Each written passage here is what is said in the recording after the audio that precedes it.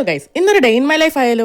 രാവിലെ എണീറ്റ് വന്നപാടെ കിളി പോയ കണക്ക് ഇങ്ങനെ ഒരു ഇരിപ്പായിരുന്നു. പിന്നെ പോയി പല്ല് തേച്ച് ബ്രേക്ക്ഫാസ്റ്റ് ഒക്കെ കഴിച്ചു. അത് കഴിഞ്ഞിട്ട് മതിലിൽ കുറച്ച് ചോറ് ഇട്ട് കൊടുത്തു. ഇവിടുത്തെ സ്ഥിര അതിഥികളാണ് ഇവർ. അമ്മ അവർക്ക് എപ്പോഴും ചോറ് വെച്ച് കൊടുക്കും. പിന്നെ വീഡിയോ എടുക്കാൻ വേണ്ടി ഒരു ഷോയ്ക്കാണ് ഞാൻ ചോറ് വെച്ച് കൊടുത്തത്. ഇനിയും വേറെയും അതിഥികളുണ്ട്, അവർക്ക് കഴിക്കാൻ കൊടുത്തില്ലെങ്കിൽ മോശമല്ലേ. അമ്മ ഇവരെയൊക്കെ ഓരോന്ന് ശീലിപ്പിച്ച് വെച്ചിരിക്കുക. കഴിക്കാൻ സമയമാകുമ്പോൾ അപ്പ ഇവർ വരും. പിന്നെ ലെല്ലുവിനും ചോറ് വെച്ച് കൊടുത്തു. ഓ, എന്തൊരു ഹാൻസം പട്ടി. പിന്നെ ഒന്ന് പുറത്തേക്ക് പോകണമായിരുന്നു. അതിന്റെ ഒരുക്കമാണ് ഈ കാണുന്നത്. ഹായ് പേപ്പർ പൂവ്, എന്ത് രസാലേ ഗുയ്സ്. ആദ്യം ഞങ്ങൾ ഡെന്റൽ ഹോസ്പിറ്റലിൽ പോയി. അവിടെ കുറച്ച് നേരം കുത്തിയിരുന്നിട്ടാണെങ്കിൽ എന്റെ പല്ലിക്കമ്പി മുറുക്കി. ആൻഡ് ഗസ് വാട്ട്, എന്റെ പല്ലിക്കമ്പി ഉടനെ വർക്കുന്നതാണ്. ഇത് അഴിച്ചു മാറ്റേണ്ട സമയം അതിക്രമിച്ചിരിക്കും. അത് കഴിഞ്ഞ് നേരെ ബ്യൂട്ടി പാർലറിൽ പോയി. ഞാനും അമ്മയും ത്രെഡ് ചെയ്തു. വലിയ കാര്യത്തിൽ ലിഫ്റ്റിൽ കയറി, പക്ഷേ ബട്ടൺ ഞെക്കാതെ ഇരുന്ന് ഗണിച്ചുകൊണ്ട് നിൽക്കുക. എനിക്കും ബോധമില്ല, അമ്മയ്ക്കും ബോധമില്ല, രണ്ടും മാത്തമാറ്റിക്സ്. അത് കഴിഞ്ഞ് തയ്യൽക്കടയിൽ പോയി ചേച്ചിയുടെ ഒരു ടോപ്പ് ഷേപ്പ് ചെയ്യാനുണ്ടായിരുന്നു. അതും കഴിഞ്ഞ് നേരെ വീട്ടിലോട്ട് എത്തി. ഇവിടെ ഒരാൾ നോക്കി നിപ്പുണ്ടായിരുന്നു. ഞാൻ വലിയ കാര്യത്തിൽ അവന്റെ അടുത്തേക്ക് ചെന്നപ്പോൾ എന്നെ ഒരു മൈൻഡ് പോലും ചെയ്യാതെ അവൻ അമ്മയുടെ അടുത്തോട്ട് ചെന്നു. അപ്പൊ ഞാൻ ആരായി? വേറൊന്നിനോ അല്ല, ലഡുവിന് വേണ്ടിയിട്ടാണ് അവൻ ആദ്യം അങ്ങോട്ട് ചെന്നത്. ഇങ്ങനെ കൂട്ടത്തോടെ നിന്ന് ആരെ വായി നോക്കുന്നതെന്നല്ലേ?